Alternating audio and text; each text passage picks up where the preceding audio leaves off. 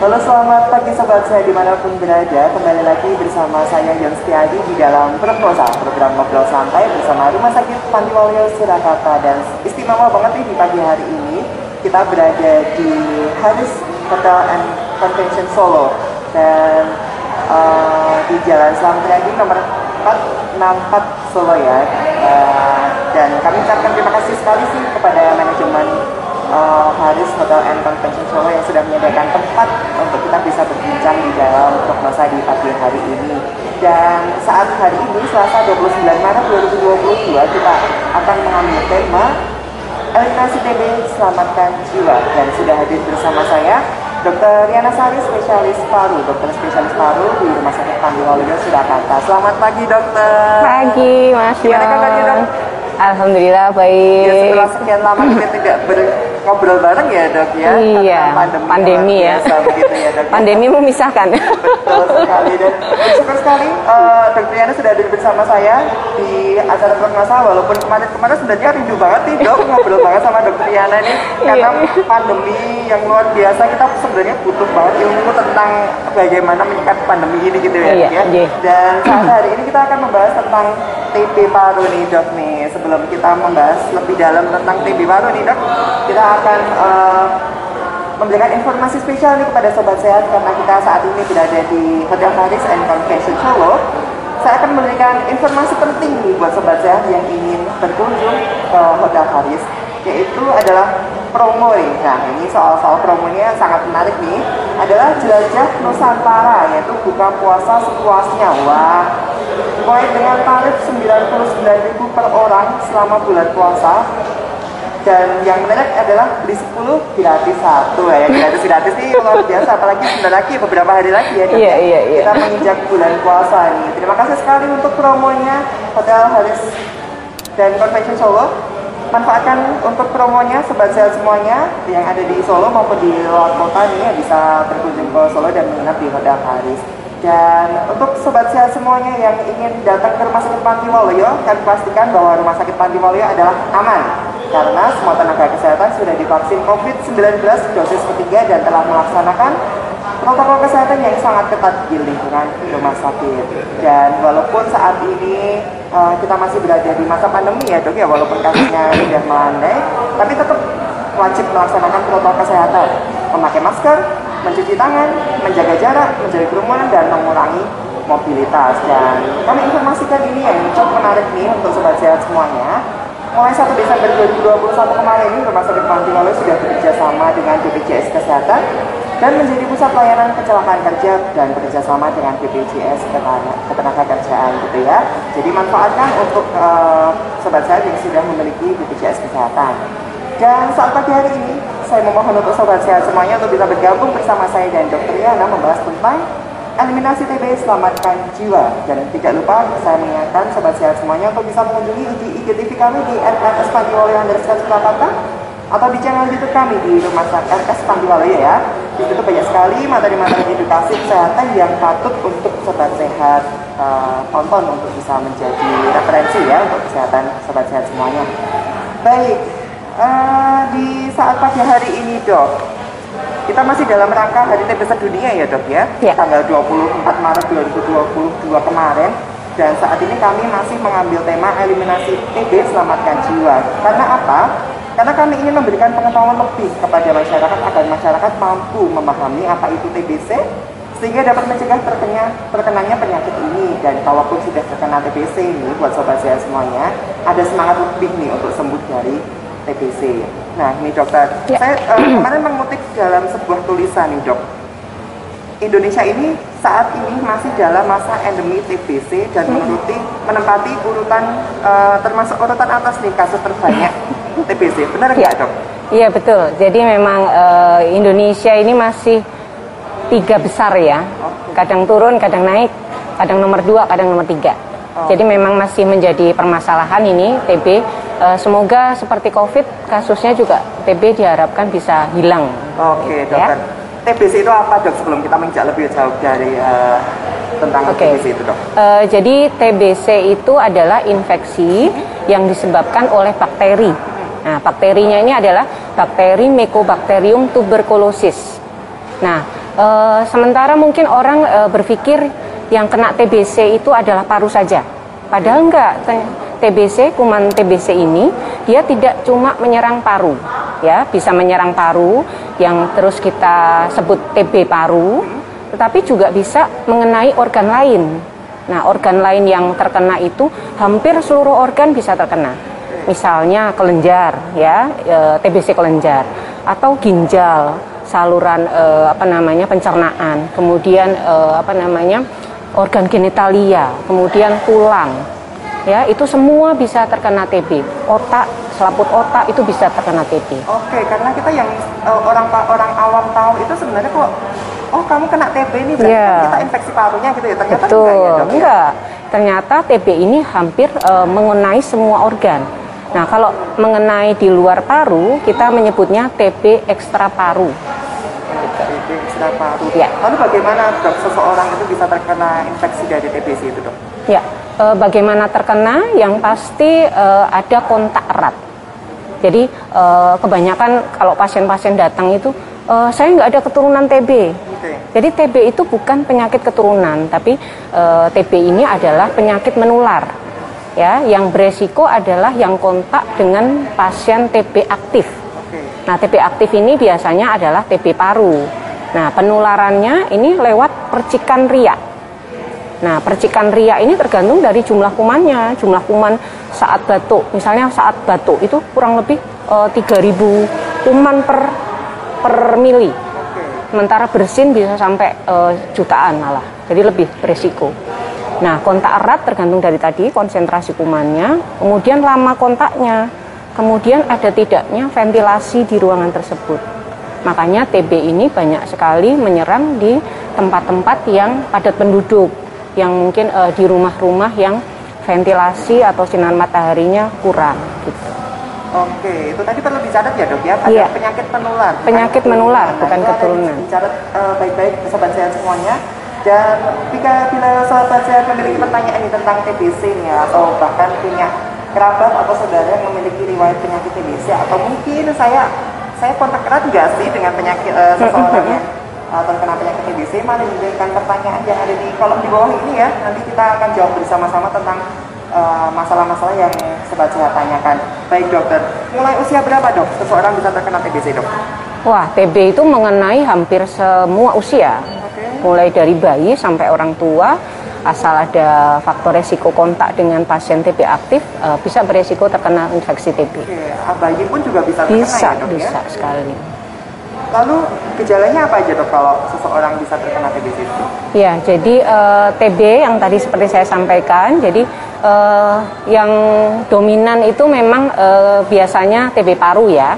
Nah, gejala untuk TB sendiri ini bisa meliputi gejala respiratorik, jadi gejala dari saluran nafasnya. Bisa batuk, nah batuknya ini biasanya batuk lebih dari 2 minggu. Bisa berdahak atau tidak berdahak, ini kadang-kadang pasien tergantung simptom atau yang dikeluhkan pasien ya.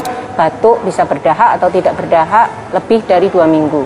Kemudian bisa disertai sesak nafas, kemudian bisa nyeri dada, kemudian bisa juga akhirnya muncul batuk darah. Nah, ini gejala respiratorik. Sementara gejala lain di luar respiratorik itu bisa demam. Demamnya biasanya hilang timbul, nggak mesti harus demam tinggi. Jadi kerasa greges-greges gitu ya, yang hilang timbul dalam waktu lebih dari 2 minggu. Kemudian kerasa cepet capek dibanding biasanya. Kemudian nafsu makan turun. Kemudian bisa penurunan berat badan. Atau muncul keringat saat malam hari. Jadi udaranya nggak terlalu panas, tapi tiba-tiba dia berkeringat, padahal tidak melakukan aktivitas apa-apa. Oke, gitu. Itu tadi gejala-gejala yang sudah disampaikan sama Dokter Yana, perlu dicatat sama sobat sehat ya? Harus dicatat. Harus dicatat. Nah, yang penting lagi adalah tadi TB ekstra paru. Nah, TB ekstra paru ini tergantung dari lokasi infeksi TB-nya. Jadi misalnya ada pasien yang mengeluh kok ada benjolan ya di leher saya, atau mungkin di daerah sekitar payudara, atau di sekitar ketiak, atau mungkin di daerah selangkangan yang lebih dari 4 minggu dengan pengobatan antibiotik kok nggak kecil-kecil, nah itu juga harus segera konsultasi ke dokter. Bisa jadi itu tadi TBC kelenjar. Oke. Gitu ya. Oke, karena TBC bisa menyerang semua organ tubuh. Betul, gitu ya, Dok, ya? Karena tadi dokter menyebutkan batuk, pilek, iya. ya dok ya? Pilek nggak selalu, jadi nggak khas untuk gitu ya, dok, ya meriangnya. Sebagai masyarakat awam itu hal yang biasa gitu ya dok. Iya betul. Nah, itu seberapa serius sih dok menyikapi kita terkena TBC enggak gitu loh dok? Nah itu, jadi memang tadi, jadi kalau misalnya luka kelainan TB-nya ini masih minimal, biasanya memang gejalanya itu kadang-kadang nggak muncul batuk yang gitu nggak, kadang-kadang cuma nggak hilang-hilang, diminumin obat nanti muncul lagi. Yang harus diperhatikan adalah gejala itu lebih dari 2 minggu, lebih dari 2 minggu diberi obat tidak membaik. Nah itu harus segera konsultasi ke dokter. Karena bisa jadi infeksi TBC. Jadi nggak usah nunggu batuk darah, nggak usah nunggu ada komplikasi seperti cairan di rongga dada, atau mungkin sampai tadi ya ada TBC tulang atau sampai gejalanya berat. Jadi jangan sampai nunggu. Nah, seberapa serius dok penyakit TBC ini dok? Wah, kalau tergantung ya, sebenarnya infeksi TBC itu ya karena Indonesia walaupun endemi, tapi kita sudah dibekali vaksinasi BCG untuk bayi ya. Jadi sebenarnya untuk infeksi TBC ini tidak semudah menimbulkan TBC yang aktif. Jadi artinya kuman TBC ini mungkin ada di sekitar kita, ya. Nah, saat kuman TBC ini masuk, tergantung dari daya tahan tubuh kita. Kalau daya tahan tubuh kita bagus, bisa jadi kuman TBC itu laten. Jadi dia masuk tidur, tidak menimbulkan sakit. Nah itu yang disebut dengan TB laten. Nah tetapi kalau misalnya daya tahan tubuh kita jelek, nah kuman TBC yang masuk tadi menimbulkan sakit. Nah sakitnya ini tergantung kekebalan kita. Makanya TBC ini biasanya gejalanya memberat itu pada orang-orang yang punya penyakit komorbid. Misalnya HIV ya. Kemudian pasien dengan DM yang tidak terkontrol, kemudian pasien yang kurang gizi, kemudian anak-anak, orang tua, ya. Nah itu gejalanya bisa berat, bisa sampai meningitis TB, bisa sampai TB tulang. Cuma memang berbeda dengan infeksi bakteri biasa. Kalau infeksi TBC ini tidak menimbulkan mati mendadak, tetapi dia pelan-pelan ngerukutin tubuh gitu. Bisa menimbulkan penyakit lain gitu ya dok ya? Ya, jadi komplikasinya bisa sampai seluruh tubuh. Oke, ya, cukup serius juga ya dok ya? Iya, iya. Kita jawab dulu pertanyaan sudah masuk. Oke. Sudah ada pertanyaan yang masuk dari Arinda Wedinia. Dok, kalau teman saya kena TB, apa yang harus saya lakukan? Apakah harus perlu jaga jarak? Ya. Jadi kalau misalnya kita tahu nih teman dekat kita atau mungkin keluarga inti kita ya ada yang terinfeksi TB, memang kita jangan langsung stigma. Nah, stigma ini justru membuat pasien TB ini tidak menyelesaikan atau malas berobat sampai tuntas. Justru kita harus memberikan dukungan. Cuma memang supaya tidak tertular ya kita memang harus menerapkan protokol kesehatan ya. Jadi diharapkan yang pasien TBC ini dia memakai masker saat batuk, kemudian mungkin rumahnya ya atau mungkin ventilasinya, sinar mataharinya diperhatikan. Kemudian mungkin bisa disupport ya Mbak Arinda kalau temannya TB mungkin diajak kontrol, rutin kontrol, jangan lupa minum obat. Untuk jaga jarak tadi. Jadi infeksi TBC ini kuman masuk ke kita nggak langsung menimbulkan sakit. Tergantung. Jadi Mbak Arinda yang harus diperhatikan adalah Mbak Arinda gizinya harus diperhatikan. Jadi dengan Mbak Arinda menjaga daya tahan tubuhnya, insya Allah walaupun kuman TBC itu masuk, dia tidak menimbulkan sakit. Oke, jadi ada prosesnya untuk ya, sakit gitu ya. Betul. Dok, ya. Baik, dari Januar Arya. Siang dok, mau tanya apabila kita ketemu orang yang kena TB aktif dan sama-sama pakai masker, apa saat itu juga kita bisa rentan terinfeksi TB? Apakah sama seperti kasus COVID yang sangat cepat penularannya? Terima kasih. Ya, jadi tadi memang masker ini menurunkan resiko penularan, ya. Tapi tadi, jadi kuman TBC itu masuk, memang kita harus cegah. Apalagi misalnya ada kita di dekat orang yang sedang batuk-batuk atau bersin-bersin, ya seharusnya sebaiknya kita langsung jaga jarak, gitu ya, menghindar, pakai masker. Yang bersangkutan yang sakit juga harusnya pakai masker. Kemudian tadi, jadi tidak mudah terinfeksi. Mungkin kita semua sudah terinfeksi TB, tapi tidak semudah itu menjadi sakit TB. Jadi tetap diperhatikan tadi protokol kesehatan, memakai masker, terutama yang sakit, ya. Kalau misalnya yang merawat atau keluarga dekat atau teman dekat, kalau misalnya pasien TBC-nya ini masih batuk-batuk aktif, ya baiknya ya menjaga jarak, tetap pakai masker. Gitu ya, Dok, ya. Baik, jika seseorang sudah terkena TBC, Dok, bagaimana seseorang itu bisa menjalani pengobatannya? Apakah pengobatan seminggu selesai atau gimana, Dok? Ya, nah ini ya yang harus yang menjadi masalah. Jadi pengobatan TBC itu nggak seminggu 2 minggu, tapi berbulan-bulan. Oke. Ya, jadi TBC ini ada TBC sensitif obat. Jadi kuman TBC ini makin berkembang sama kayak virus, makin mutasi ya. Jadi kuman TBC, bakteri TBC ini berkembang. Ada kuman yang sensitif obat, yang masih sensitif obat, kita sebut TBC, TB sensitif obat. Ada TB yang resisten obat. Jadi bakteri TB-nya ini sudah resisten dengan obat-obat lini pertama. Nah, pengobatannya berbeda. Jadi kalau TB yang sensitif obat itu pengobatan minimal 6 bulan biasanya sih sudah cukup. Tetapi untuk TB yang resisten obat, pengobatannya lebih lama. Antara 9 sampai 20 bulan.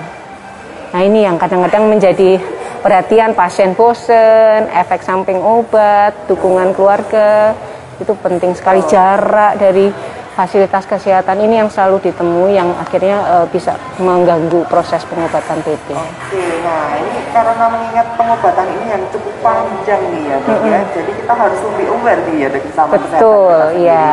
Apalagi kalau kita menemui sobat sehat tetangga kita atau sanak saudara kita bahkan gitu yang sudah terkena TBC, juga tidak serta-merta kita menjauh gitu ya, Dok, ya. Kita harus memberi semangat untuk pasien itu untuk bisa menyelesaikan pengobatannya gitu ya, Dok, ya, supaya tidak menular kemana-mana ya. Betul, karena kalau nanti dia bosan berobat akhirnya mutung, pada dijauhi mutung malah beresiko kan, penularannya masih tetap jalan. Oke, baik dokter. Mengingat, Dok, ini penyakit menular nih, Dok. Kebiasaan-kebiasaan apa yang harus diperhatikan oleh pasien itu sendiri dalam tanda kutip jika sobat sehat semuanya yang ada nih, yang pemirsa ada yang sedang menjalani pengobatan TBC nih, Dok, maupun keluarga, Dok, di dalam satu rumah, Dok. Oke. Jadi memang pencegahan ya. Jadi pencegahan itu bisa dari pasien, bisa dari keluarga. Ya, untuk pasien yang harus diperhatikan adalah tadi. Jadi kalau sudah tahu TBC, apalagi TB paru ya, kemudian riaknya diperiksa ternyata hasilnya positif, berarti beresiko menular terhadap sekitar. Berarti memang diusahakan jaga jarak dulu sama yang lain. Kalau misalnya masih ada keluhan batuk, harus pakai masker untuk mengurangi resiko menularkan ke yang lain. Biasanya sih setelah 2 bulan pengobatan untuk kasus TB yang sensitif obat, biasanya keluhan sudah mereda. Nah, kemudian yang harus diperhatikan juga untuk penderita TBC adalah pola hidup bersih sehat. Etika batuknya, memakai maskernya, kemudian konsumsi makanan yang bergizi ya, istirahat. Karena tadi penyembuhan TBC ini tidak melulu karena obat, tapi karena daya tahan tubuh kita. Jadi harus perhatikan tadi gizinya. Ya, jangan merasa oh saya sudah minum obat terus nggak makan. Terus habis itu kalau bisa disempatkan olahraga bisa 2-3 kali seminggu sudah cukup. Kemudian perhatikan tempat dia tinggal, ventilasinya, sinar matahari. Karena dengan ventilasi yang optimal, sinar matahari yang maksimal itu bisa mengurangi sekali untuk resiko penularan. Nah, itu untuk pasiennya ya. Kemudian untuk keluarganya beri support ya, karena pasien TB ini tadi menghadapi kebosanan mungkin karena pengobatannya lama, menghadapi stigma di masyarakat, kemudian dia mungkin merasa sudah sembuh. Biasanya pasien TBC itu kalau sudah pengobatan 1, 2, 3 bulan itu biasanya udah enakan loh. Wis penak, terus akhirnya nggak kontrol. Sudah nggak mau minum. Ya, karena sudah merasa sehat. Nah, ini butuhnya support keluarga di sini. Jadi kalau bisa keluarga ini tidak hanya mengawasi minum obat. Kita ada namanya PMO, menelan obat, petugas menelan obat. Ini biasanya kita libatkan anggota keluarga. Nah, jadi anggota keluarga ini yang harus mensupport, melihat dia minum obat tiap hari. Kemudian kalau misalnya ada efek samping segera diajak konsultasi ke dokter. Kemudian juga tadi mengurangi stigma, jangan terus akhirnya dihindari ya, support. Oke, berarti itu butuh support banget ya dok ya? Butuh support banget. Khususnya keluarga ya dok? Ya, karena TB masih stigma ya. Iya, betul sekali dok. Jadi support memang yang penting. Baik, kita tadi untuk keluarga dok, kita berbicara tentang global di cara Indonesia dok. Gimana sih dok pemerintah khususnya atau tenaga kesehatan ini untuk bisa mengambil langkah lebih lagi dok untuk pencegahan terhadap TB ini dok? Oke, jadi karena TB ini adalah penyakit menular, memang nggak cuma support pasien, keluarga, tapi memang butuh support petugas ya, rumah sakit, negara ya. Jadi makanya sekarang pemerintah ini mulai berpikir bagaimana supaya tahun 2050 ini nggak ada TB. Akhirnya kita konsentrasi ke pencegahannya. Nah, untuk pencegahan TB ini kita lakukan tracing sama seperti pasien-pasien COVID ya. Kenapa bisa akhirnya melandai? Karena nggak cuma mengobati yang sudah terdeteksi, tetapi juga melakukan tracing kepada kontak erat yang berisiko. Nah, untuk pencegahan TB tadi memang sekarang pemerintah mulai berpikir untuk pasien yang ditemukan, pasien TB yang ditemukan ini dilakukan tracing ke kontak erat. Nah, kontak erat ini terutama difokuskan pada pasien-pasien yang mempunyai komorbid, yang daya tahan tubuhnya rendah. Misalnya pasien orang tua, kemudian anak-anak, kemudian pasien dengan penyakit DM, penyakit HIV, ini harus mendapat perhatian. Pemerintah sudah menyiapkan program terapi pencegahan TB untuk pasien, untuk orang-orang yang berisiko tadi. Jadi misalnya ditemukan pasien TB aktif dan ada anggota keluarga yang masuk kriteria tadi, punya komorbid, pasien DM, pasien HIV, atau orang tua, atau anak di bawah 2 tahun, anak di bawah 5 tahun, ini mendapatkan terapi pencegahan TB. Oke, berarti tidak hanya pasiennya saja, iya, tapi sekarang pemerintah mulai fokus ke orang-orang sekitarnya. Betul, terapi pencegahan TB. Jadi orang yang kontak erat dengan penderita TB yang mempunyai resiko untuk menderita TB, ini mendapat terapi pencegahan sampai resikonya menurun. Resikonya yang dari TB aktifnya ini, misalnya TB aktifnya sudah selesai pengobatan, kemudian TB aktifnya sudah dengan pengobatan kan dia akan jumlah kumannya juga akan turun. Gitu. Nah, selama masa pengobatan ini yang orang-orang beresiko tadi mendapat terapi pencegahan TB. Berarti orang-orang yang juga mendapat terapi ini juga tidak perlu khawatir ya dok? Iya. Pencegahan gitu. Iya. Cuma terapi pencegahan ini tidak untuk semua orang, tapi untuk orang-orang tertentu yang masuk kriteria tadi. Anak di bawah 5 tahun, kemudian orang dewasa yang mempunyai komorbid seperti DM, HIV, atau pasien-pasien kanker yang mendapatkan kemoterapi, atau pasien-pasien yang mendapatkan obat kortikosteroid lama, pasien-pasien yang cuci darah. Nah, ini mendapat terapi pencegahan TB. Oke. Dok, tadi dokter bilang pengobatan TB itu jangka panjang gitu ya dok? Paling nggak 6 bulan, minimal 6 bulan. Mahal nggak dok? Oh, jangan khawatir ya. Pengobatan TB ini gratis. Oh, gratis ya dok ya? Sudah Insya Allah gratis. Ya? Gratis. Program dari pemerintah pengobatan TB gratis. Oke, nah ini perlu bicara baik-baik ini sobat sehat semua. Jadi udah takut di, aduh 6 bulan gitu. Nanti kena TBC harus 6 bulan minum obat. Udah minum obat, bayarnya mahal lagi lah. Ini pemerintah sudah concern banget ya dok? Iya, udah concern. TBC ini. Jadi semuanya obat gratis. Baik di puskesmas, dari rumah sakit itu gratis ya. Ya. Baik dokter, sebelum kita lanjut lagi nih dok, ada pertanyaan yang sudah masuk ke Instagram kita dari Citra Ratna. Dok, kalau batuk terus setiap saat, tidak mengenal musim dan waktu, apa itu termasuk gejala TB? Batuknya itu sudah terjadi selama bertahun-tahun. Apa yang harus dilakukan dok? Terima kasih. Batuk lama ya, batuk setiap saat ya. Jadi penyakit paru dan saluran nafas ini memang gejalanya hampir seperti itu semua ya. Batuk lama hilang timbul gitu. Bisa asma, bisa PPOK, bisa TB juga. Yang harus diperhatikan tadi ada gejala lain selain batuk. Berat badan turun, nafsu makan turun, demam hilang timbul. Nah, itu harus diperhatikan. Kalau misalnya diobati sendiri nggak membaik, langsung konsultasi ke dokter. Karena untuk diagnosis TB itu kita perlu pemeriksaan riak sama pemeriksaan ronsen ya. Cuma untuk layanan primer seperti puskesmas, riak dulu.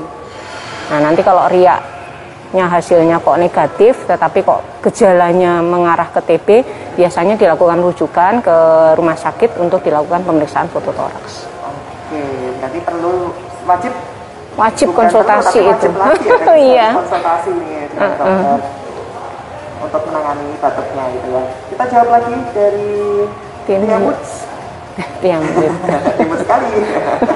Saya pernah mendengar kalau alat makan pasien TBC harus dipisahkan. Apa itu benar, dokter? Oh iya, enggak benar. Jadi TBC itu tadi menular lewat percikan dahak. Jadi bukan menular lewat alat makan. Jadi cukup alat makan itu dicuci bersih pakai sabun udah cukup, nggak menular, nggak usah dipisahkan antara pasien TB dan non TB. Tapi saat pemakaian tidak boleh bersamaan gitu ya, dan misalkan seseorang kena TBC, alat makan di sendoknya terus dipakai anaknya gitu? Jadi menularnya lewat percikan riak, bisa batuk, bersin, bicara, nyanyi. Nah itu mungkin mic-nya, kalau nyanyi pakai mic itu mungkin yang harus. Tapi kalau alat makan enggak ya? Enggak. Oke, baik. Baik, dari Karen _ Anggi, untuk pasien TB yang putus obat, apakah bisa memburuk kondisi TB-nya? Apakah TB baru paling berbahaya dibandingkan yang lain, misal TB tulang? Apakah semua pasien TB pasti kurus, dok? Itu jangan jadikan solusi untuk kurus ya. Saya pengen kurus jangan ya dok ya. Jangan dong. Ya, jadi itu hati-hati, makanya tadi kita sampaikan di awal, kebosanan, merasa sudah sehat ini yang bisa membuat kasus pasien TB putus obat.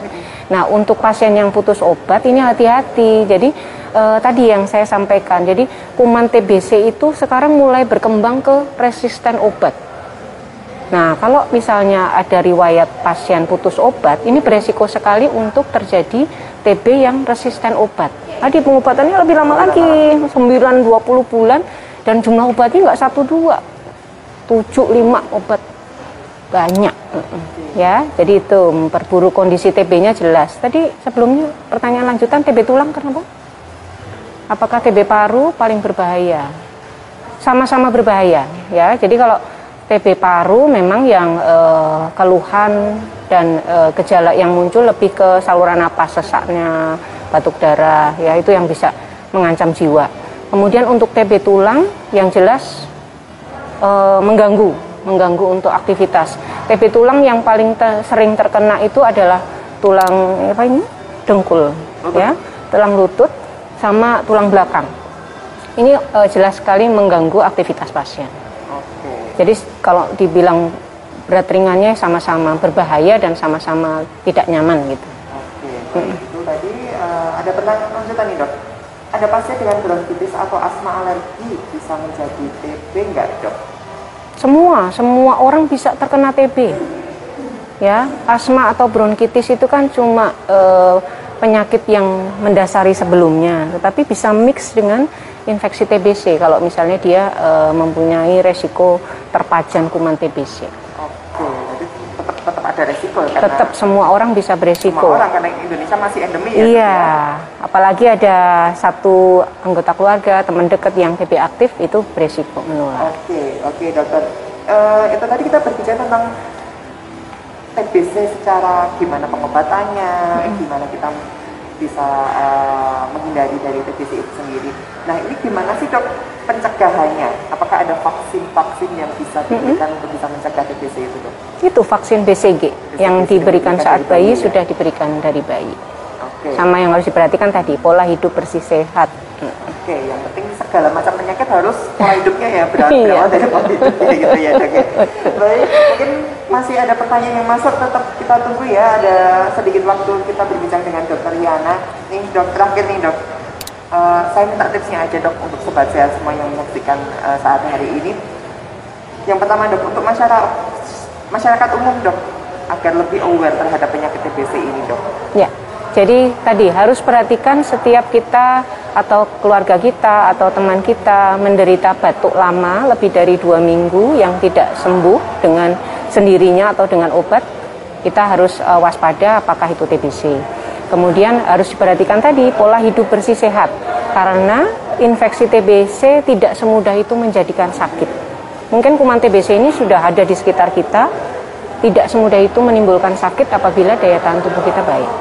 Jadi pentingnya pola hidup bersih sehat, seperti melakukan etika batuk yang baik, kemudian sering-sering cuci tangan, memakai masker ya kalau sakit. Jadi harus sadar diri lah kalau misalnya sakit harus pakai masker. Kemudian kalau misalnya ada anggota keluarga atau teman dekat kita yang sedang sakit, ya mungkin kalau misalnya kita tidak sedia masker, bisa itu kita agak jaga jarak, mencari tempat-tempat yang ventilasi, sinar mataharinya baik.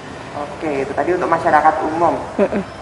Perlu dicatat baik-baik karena kita masih dalam endemi TBC gitu ya dok. Ya. Jadi kuman TBC, bakteri TBC tetap ada di sekitar kita gitu dok. Saya minta saran yang kedua dok. banyak sekali ya sarannya. Tips dan saran dok untuk masyarakat yang sedang menjalani pengobatan nih dok, biar lebih semangat untuk menyelesaikan pengobatan nih dok. Jangan bosan, karena tadi ya saat kita merasa sehat tapi belum waktunya sembuh atau mungkin bosan, tadi berisiko terkena TB yang resisten obat. Kemudian apa tadi saya mau ngomong apa? Jadi jadi pengobatan TB ini kan jangka waktunya lama.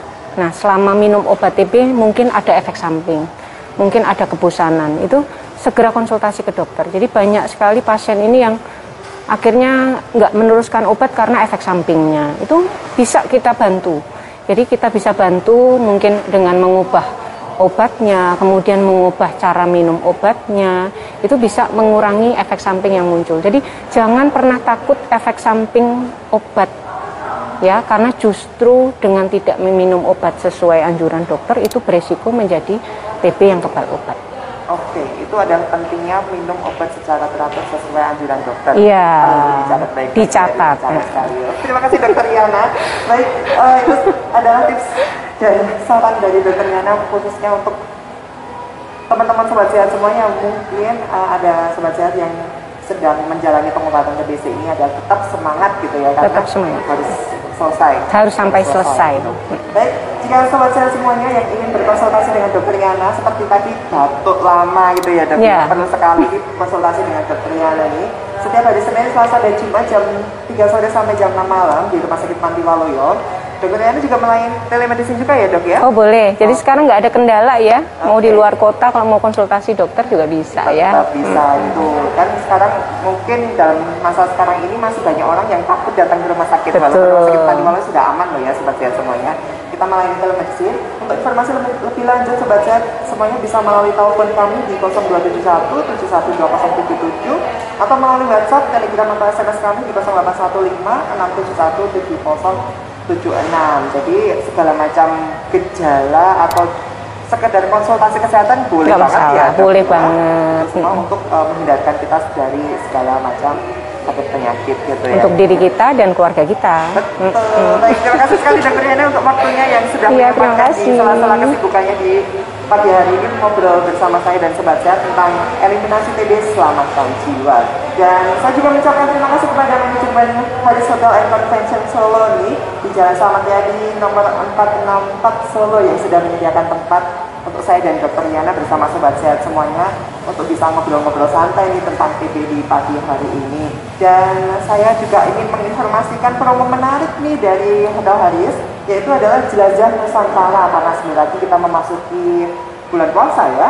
Jadi di Hotel Haris ini ada promo Jelajah Nusantara, buka puasa sepuasnya. Nah, cukup dengan 99.000 per orang selama bulan puasa. Ada tambahan nih, beli 10 gratis 1. Wah, bau banget nih, sepertinya Dokter Yana udah tertarik gitu ya. Ngantri nanti ya. Baik, terima kasih sobat sehat semua yang sudah menyaksikan prognosa di pagi hari ini. Saya tetap mengingatkan sobat sehat semuanya tetap melaksanakan protokol kesehatan karena kita masih berada di masa pandemi COVID-19 ya. Dan jangan lupa untuk mengunjungi di IGTV kami dan di channel YouTube kami. Di situ banyak sekali materi-materi kesehatan yang bisa sobat sehat saksikan, yang bisa menjadi referensi untuk menjaga kesehatan atau bahkan mencari tahu informasi-informasi kalau saya sakit ini gimana pengobatan atau gimana yang harus dilakukan, itu bisa mengunjungi di IGTV kami. Terima kasih sekali Dokter Yana. Terima kasih Mas Yon. Terima kasih Hotel Haris yang sudah menjaga tempat, dan terima kasih untuk sobat sehat yang sudah berpartisipasi di pagi hari ini. Sampai jumpa di prognosa berikutnya. Sampai jumpa.